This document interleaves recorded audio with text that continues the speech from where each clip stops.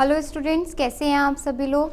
चलिए आज फिर से हम एक नया अध्याय शुरू करते हैं। ये भी हमारा नागरिक शास्त्र का ही है, चैप्टर 3 लोकतंत्र एवं विविधता। चलिए आगे फिर आपसे प्रश्न पूछा जा रहा है, सामाजिक विभाजनों की राजनीति के परिणाम तय करने वाले 3 कारकों की चर्चा करें। अब देखिए, सामाजिक विभाजन है, समाज में सामाजिक अंतर था, अंतर बहुत ज़्यादा बड़ा तो क्या आया, भेदभाव आया, भेदभाव आया तो विभाजन हुआ।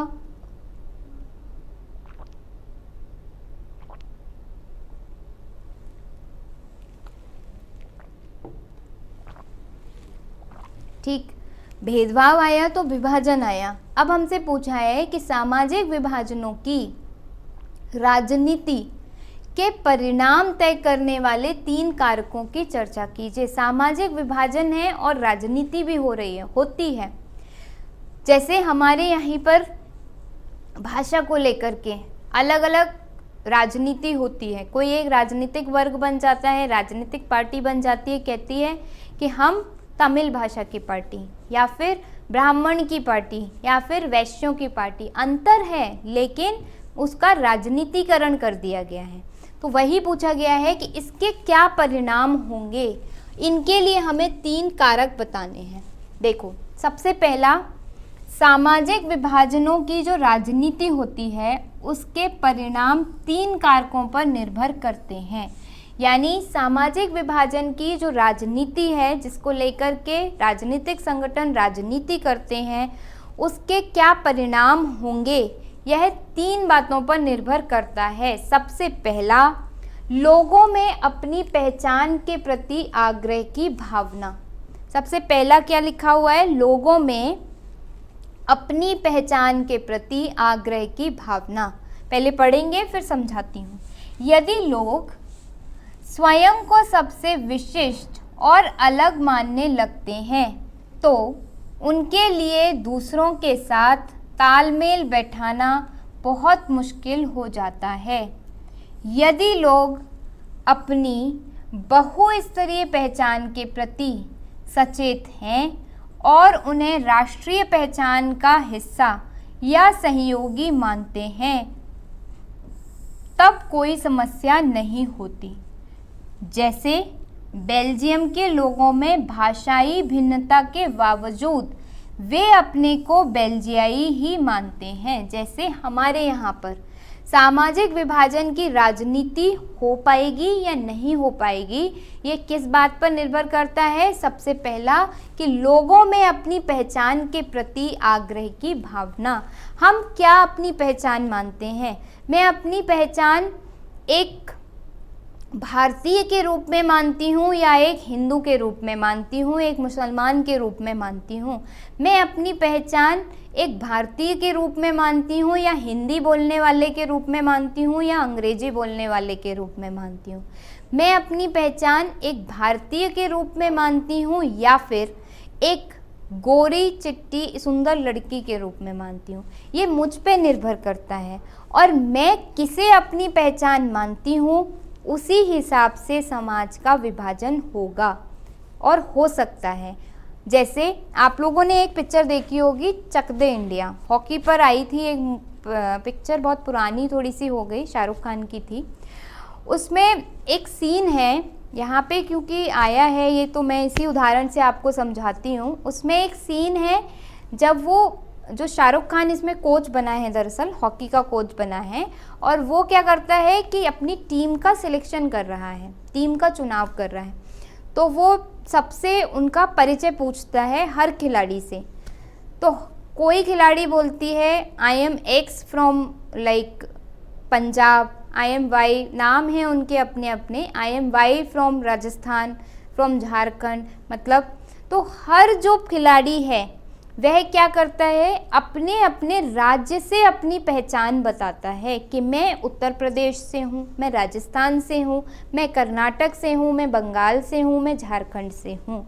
तो वो किसी को भी नहीं लेता, सबको मना कर देता है, बाहर निकाल देता है। और लास्ट में सिर्फ एक खिलाड़ी ऐसी होती है जब वो अपना परिचय देती है और कहती है कि I am XYZ from India. वो सिर्फ एक वो जो खिलाड़ी है उसका चयन करता है। उसके पीछे देखिए वजह क्या है, उसने अपनी पहचान किस रूप में दिखाई कि मैं क्या हूँ, भारतीय हूँ, मैं किसी राज्य से नहीं हूँ, मैं किसी भाषा की बोलने वाली नहीं हूँ, मैं किसी धर्म से नहीं हूँ, मैं किसी संस्कृति से नहीं हूँ, मैं सिर्फ क्या हूँ, मैं भारतीय हूँ, मैं इंडियन हूँ। तो अगर इस तरीके की भावना है लोगों में तो सामाजिक विभाजन नहीं हो सकता।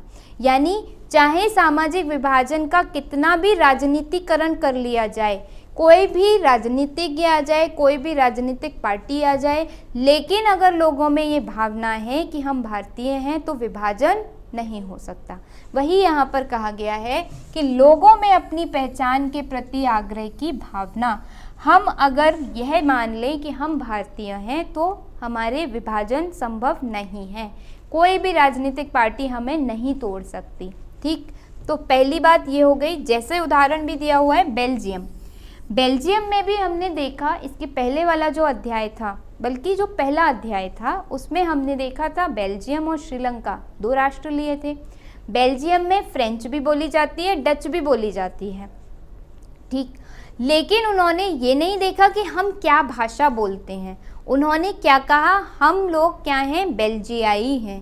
सारे भाषा के आधार पर नहीं बटे हैं, हमारा देश क्या है, बेल्जियाई है, हम लोग क्या हैं, बेल्जियाई है। तो इसलिए वहाँ पर क्या मिलता है, हमें सामाजिक विभाजन देखने को नहीं मिलता, साथ साथ सब लोग रहते हैं। ठीक, भारत में भी लोग स्वयं को पहले भारतीय मानते हैं। हम कहीं भी विदेश जाते हैं तो क्या बोलते हैं, वी आर इंडियन। हम ऐसा तो नहीं बोलते कि हम भैया झारखंड से हैं, वी आर झारखंडेनियन, या हम झारखंड से हैं, नहीं, क्या बोलते हैं, वी आर इंडियन, हम क्या हैं, भारतीय हैं। ठीक, फिर किसी प्रदेश, क्षेत्र या धार्मिक सामाजिक समूह का सदस्य, यानी भारत में जो लोग हैं वह स्वयं को पहले भारतीय कहते हैं, उसके बाद वो कहते हैं कि हम किसी राज्य से हैं, हम किसी क्षेत्र से हैं, हम किसी धर्म से हैं। आपसे पहले पूछा जाए आप कौन है, भैया हम भारतीय हैं। जब हम फॉर्म भी वगैरह फिल करते हैं तब आप देखते होंगे उसमें पूछा जाता है कौन है, भारतीय हैं। उसके बाद पूछा जाता है किस, अच्छा भारतीय हैं लेकिन किस राज्य से हैं।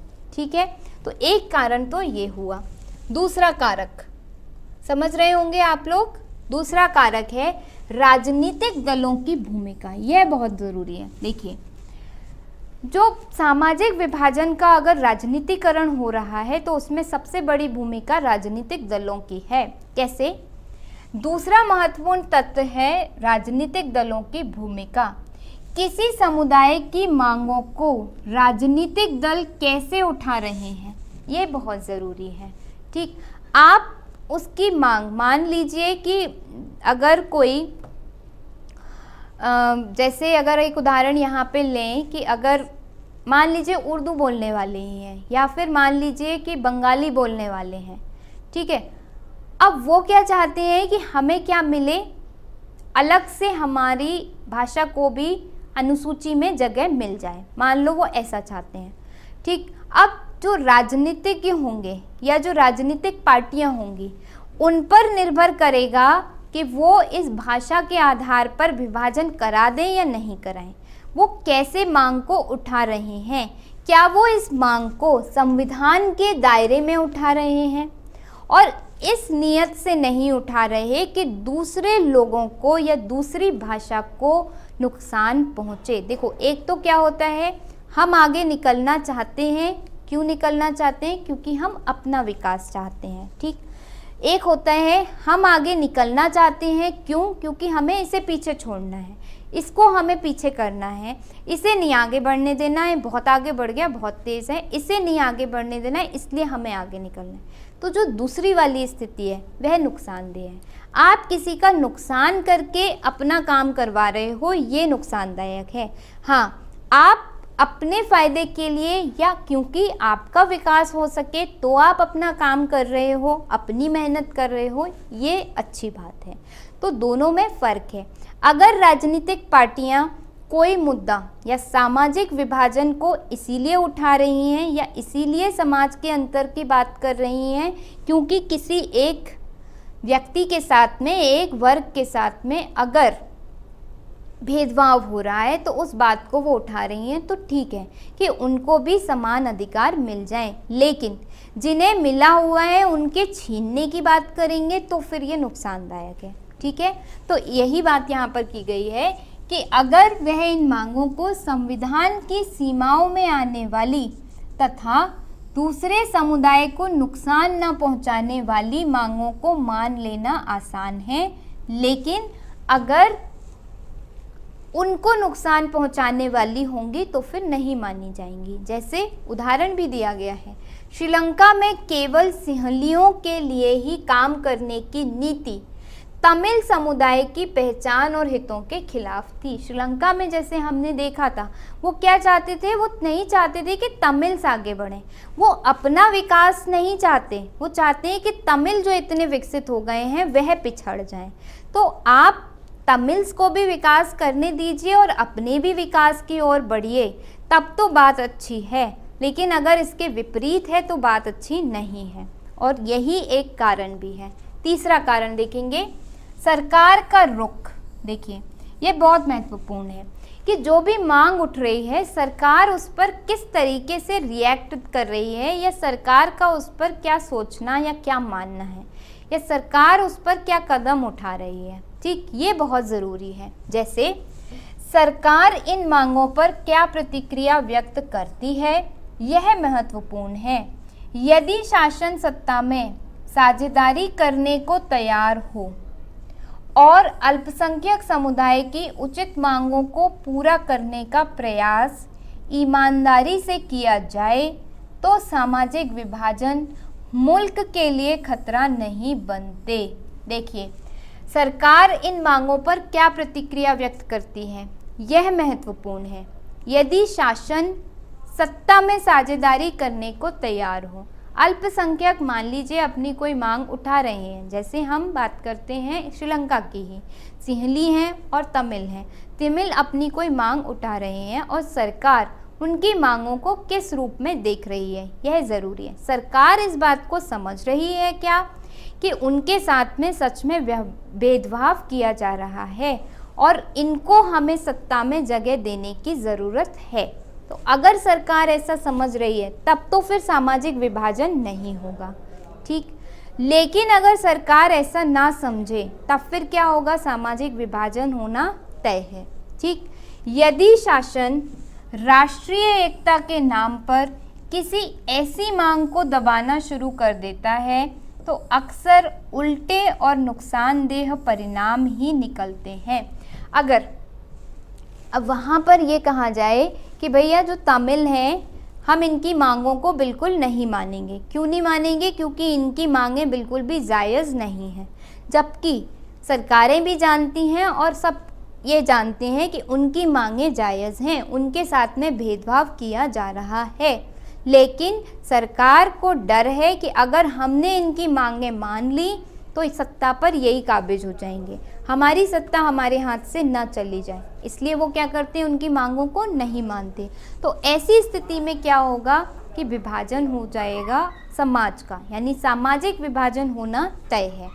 ठीक, ताकत के दम पर एकता बनाने की कोशिश विभाजन की ओर ले जाती है। बिल्कुल ठीक बात है, अगर आप शक्ति का प्रयोग करके एकता बनाएंगे, परिवार में भी अगर कोई डरा करके आपको भाइयों को अगर साथ में रखेगा तो एकता नहीं बनेगी, एक ना एक दिन वो एकता टूट ही जाएगी। लेकिन अगर दोनों ही भाई एक दूसरे के साथ में भावनात्मक रूप से जुड़ेंगे तब उनकी एकता लंबे समय तक भी रहेगी और हमेशा बनी रहेगी। ठीक है, तो इस प्रकार लोकतंत्र में सामाजिक विभाजन की राजनीतिक अभिव्यक्ति एक सामान्य बात है। बिल्कुल सही बात है कि समाज में विभाजन है तो राजनीति में हमें वो दिखाई देगा।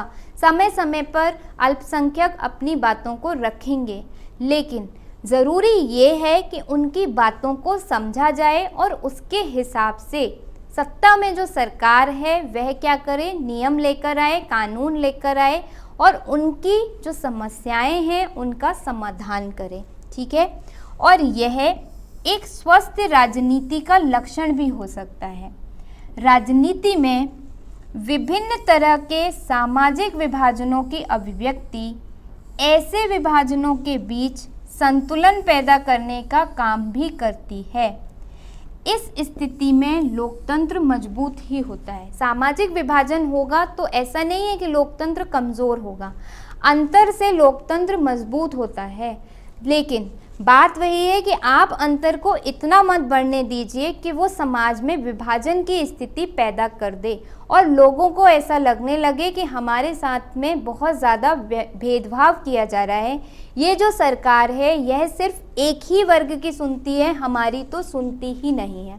तो इस तरीके से अगर हम बात करें कि सामाजिक विभाजन का राजनीति में जो 3 कारक हैं वे महत्वपूर्ण भूमिका निभाते हैं, जिसमें से एक तो लोगों की पहचान कि आप खुद को भारतीय समझते हैं या किसी एक भाषा का व्यक्ति या किसी एक धर्म का व्यक्ति समझते हैं।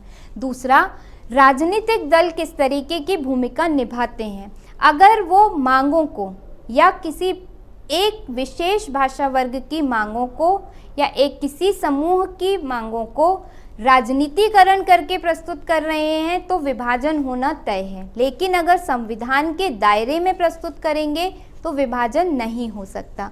तीसरी बात, सरकार ने उस मांग पर कैसा रुख अपनाया है। अगर सरकार उनकी समस्याओं को समझते हुए उनका निराकरण करे, उनको दूर करे और उन्हें भी सत्ता में साझेदारी दे, तब जाकर के ये विभाजन नहीं होगा। तो 3 महत्वपूर्ण कारक इस तरीके से होते हैं आपके। अगला प्रश्न है जिस पर बात करते हैं। अगला प्रश्न पूछा गया है, मार्टिन लूथर किंग द्वारा मानवीय अधिकारों के संबंध में किए गए योगदान का वर्णन करना है। शुरू में ही हमने देखा कि इन्होंने मानव अधिकारों के लिए जो रंगभेद थे अमेरिका में, संयुक्त राज्य अमेरिका में, उनके लिए काफ़ी अच्छा काम किया। अब हमें उन्हीं का ही वर्णन करना है यहाँ पर। ठीक, देखिए, इनका जन्म संयुक्त राज्य अमेरिका में हुआ था और ये बचपन से ही तीव्र बुद्धि वाले बालक थे और इन पर गांधी जी की विचारधारा का बहुत ज़्यादा प्रभाव था। मैंने पहले भी बताया, इन्होंने अपने नागरिक आंदोलन में गांधी की विचारधारा को अपनाया, जैसे सत्याग्रह और असहयोग आंदोलन या फिर आपका अहिंसा को इन्होंने अपनाया। अतः उन्होंने जीवन का उद्देश्य समाज में अन्याय, उत्पीड़न, शोषण, भेदभाव को समाप्त करना बना लिया। उन्होंने अमेरिकन समाज में जाति तथा रंग के आधार पर श्वेत और अश्वेत के बीच में जो भेदभाव था उसके विरुद्ध आवाज़ उठाई और सभी व्यक्तियों को बिना किसी जाति, धर्म, रंग, लिंग के भेदभाव के समान नागरिक, राजनीतिक, सामाजिक, धार्मिक अधिकार के लिए सत्याग्रह पर आधारित आंदोलन प्रारंभ किया। इन्होंने कहा कि हर एक व्यक्ति को, चाहे वह किसी भी जाति का हो, किसी भी धर्म का हो, किसी भी रंग का हो, उसे समान नागरिक अधिकार होने चाहिए, उसके समान राजनीतिक अधिकार होने चाहिए। ऐसा ना हो कि अगर वो श्वेत है तो चुनाव लड़ सके लेकिन अश्वेत है तो चुनाव ना लड़ सके। वह श्वेत है तो प्रधानमंत्री, राष्ट्रपति बने, अश्वेत है तो वह नहीं बन सकता। ये नहीं होना चाहिए। इस चीज़ का इन्होंने क्या किया, विरोध किया और सत्याग्रह पर आधारित अपना आंदोलन शुरू किया। मार्टिन लूथर किंग नागरिक अधिकारों के एक प्रमुख तथा शक्तिशाली नेता थे। इनके द्वारा पृथकतावाद तथा नस्लीय भेदभाव के विरुद्ध अहिंसात्मक आंदोलन को चलाया गया और उसका जनता पर बहुत अधिक प्रभाव पड़ा। ठीक है, इनके जो आंदोलन थे उसमें विद्यार्थी भी शामिल हुए।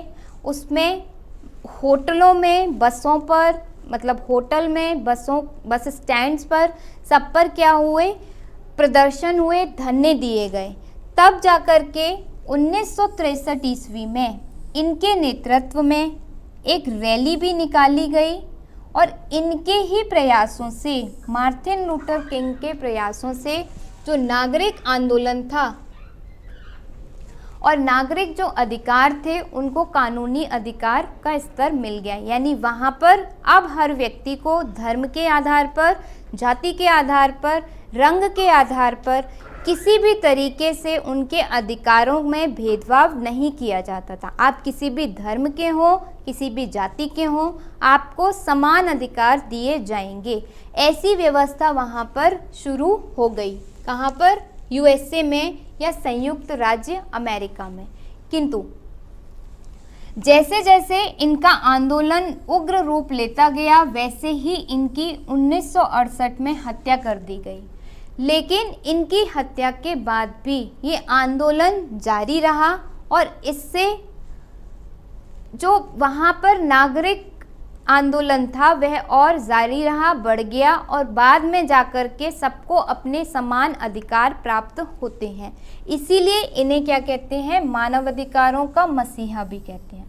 ठीक, तो यहाँ पर इस तरीके से आपका जो प्रश्न है वह खत्म होगा कि मार्टिन लूथर किंग जो हैं उन्होंने क्या किया? नागरिक आंदोलन चलाया और मानव अधिकारों के लिए, जो मानव अधिकारों का उल्लंघन होता था उसके विरुद्ध इन्होंने गांधी की नीति को अपनाते हुए संयुक्त राज्य अमेरिका की रंग भेद को खत्म किया और सभी नागरिकों को समान अधिकार उपलब्ध कराए। ठीक, चलिए एक प्रश्न और है आपका, सामाजिक भेदभाव का आशय क्या है? इसके मुख्य 2 कारण बताइए और समाप्त करने के 2 उपाय। पहले तो सामाजिक भेदभाव का डेफिनेशन यानी परिभाषा, उसके 2 कारण, उसके बाद उसको दूर करने के 2 उपाय। तो भेदभाव से आशय तो हम समझते ही हैं कि समाज में जो अंतर है, ठीक, समाज में जो अंतर है उसके बेस पर या उसके आधार पर भेदभाव किया जाना, किसी को ज़्यादा मिलना, किसी को कम मिलना, इसे हम क्या बोलते हैं? सामाजिक भेदभाव कहते हैं। कारण क्या है इसके? कारण है इसके जन्म पर आधारित और एक है पसंद या चुनाव पर आधारित। सामाजिक भेदभाव क्यों है? इसके पहला कारण जन्म पर आधारित है। क्यों? सामान्य तौर पर अपना समुदाय चुनना हमारे वश में नहीं होता। सामाजिक भेदभाव क्यों है? अलग क्यों है? आप किस घर में जन्म लेते हैं यह आप पर निर्भर नहीं करता। आप वैश्य वर्ण में जन्म लेंगे, आप ब्राह्मण के यहाँ जन्म लेंगे, आप क्षत्रिय के यहाँ जन्म लेंगे, आप पर निर्भर नहीं करता। ठीक है, जिसकी वजह से, लेकिन आपकी पहचान तो आपके जन्म से ही निश्चित होती है। आप वैश्य हैं, आप ब्राह्मण हैं, आपके नाम के आगे क्या सरनेम लगेगा ये तो आपके जन्म से ही निर्धारित होता है। तो सामाजिक भेदभाव का एक प्रमुख कारण जन्म है। आप कहाँ जन्म ले रहे हैं उससे आपके साथ में सामाजिक भेदभाव होना शुरू हो जाएगा। अगर आपने किसी दलित परिवार में जन्म ले लिया है तो आपके साथ में बचपन से ही भेदभाव होता रहेगा और बड़े तक वो चलता रहेगा। ठीक है। दूसरा, पसंद या चुनाव पर आधारित। अब देखिए इसमें क्या है, समी सामाजिक विभाजन जन्म के आधार पर नहीं होते। कुछ चीज़ें हमारी पसंद या चुनाव के आधार पर भी तय होती हैं। कई लोग अपने माता पिता परिवार से अलग अपनी पसंद का भी धर्म चुन लेते हैं। अब दूसरा विभाजन क्या होता है, आप क्या चुन रहे हैं। आपका जन्म तो मान लीजिए किसी दूसरे परिवार में हुआ, लेकिन आपने बाद में कोई दूसरा धर्म अपना लिया तो भी क्या आया, सामाजिक भेदभाव आया। आपका जन्म मान लीजिए किसी डॉक्टर के यहाँ पर हुआ था और आपने बाद में वकील का पेशा अपना लिया तो क्या आया, सामाजिक भेदभाव आया। आप पहले डॉक्टर के बेटे थे, अब आप क्या हो गए, आप वकील हो गए, तो एक सामाजिक भेदभाव ये भी आया। ठीक, तो दो कारण हमने देखे। अब देखते हैं इसके लिए उपाय, आप कैसे दूर कर सकते हैं सामाजिक भेदभाव को। तो सबसे बड़ी बात, अंतरजातीय विवाह को प्रोत्साहित करके। जो सेम जातियों में या समान जातियों में जो विवाह होता है, ब्राह्मण ब्राह्मण के साथ में, वैश्य की वैश्य के साथ में, तो आप उसे अंतरजातीय विवाह कर दीजिए। ठीक, कोई भी किसी भी जाति में विवाह कर सकता है। अगर आप इस नीति को अपनाते हैं तो फिर हमारे यहाँ से सामाजिक भेदभाव क्या होगा, खत्म हो जाएगा। दूसरा, विभिन्न जातियों व सामाजिक समूहों द्वारा आपस में सामूहिक भोजन को बढ़ावा देना। जब लोग आपस में एक साथ मिलेंगे, सभी को समान अधिकार होगा, सभी समान रूप होंगे, तब क्या होगा, सामाजिक भेदभाव खत्म हो जाएगा। आप जैसे कि हम देखते हैं कि जब आप लोग की ये होता है रावण या फिर पुतला दहन वगैरह होता है इसमें, या फिर जो कावड़ शिविर चलता है हमारे यहाँ पर, उसमें हिंदू भी उतना ही पार्टिसिपेट करते हैं, उतना ही जितना कि मुसलमान लोग करते हैं। तो उससे क्या होता है, सामाजिक भेदभाव खत्म होता है। यानी कि ज़्यादा से ज़्यादा ऐसे आयोजन करें जिसमें विभिन्न विभिन्न समुदाय के, विभिन्न विभिन्न भाषा के, विभिन्न विभिन्न धर्म के लोग आपस में मिलकर के कार्य करें। ऐसे आयोजनों से भी क्या होगा, सामाजिक भेदभाव खत्म होगा। ठीक, जैसे विद्यालय सामाजिक भेदभाव को खत्म करने का एक बहुत अच्छा आप कह सकते हैं स्थान है, जहाँ पर क्या होता है, चाहे आप अमीर के बच्चे हैं, चाहे आप गरीब के बच्चे हैं, चाहे आप हिंदू हैं, सिख हैं, ईसाई हैं, कुछ भी हैं, आपको एक टीचर आएगी पढ़ाने के लिए, आपके पास में एक चेयर होगी बैठने के लिए, सबको एक से कपड़े पहन के आने पड़ेंगे। तो ये क्या है, इससे सामाजिक भेदभाव खत्म हो रहा है। सबको समय पर जो टाइम है उसी पर ही सबको लंच करने के लिए आपकी बेल बजेगी, यानी इससे क्या हो रहा है, सामाजिक भेदभाव खत्म हो रहा है। तो दो उपाय, एक तो अंतर जाति विवाह, और ऐसे आयोजन करें जिसमें विभिन्न समूहों के जो लोग हैं वो आकर के अपनी प्रतिभागिता दें या पार्टिसिपेट करें। ठीक है, चलिए इसी के साथ आपका आज का ये जो सेशन है ये ख़त्म होता है। जो भी प्रश्न आज हमने लिए आप एक बार उन्हें फिर से सुन कर के और लिख कर के देखिएगा। मुझे उम्मीद है कि आप लोगों को समझ में आ जाएंगे। ठीक, थैंक यू सो मच।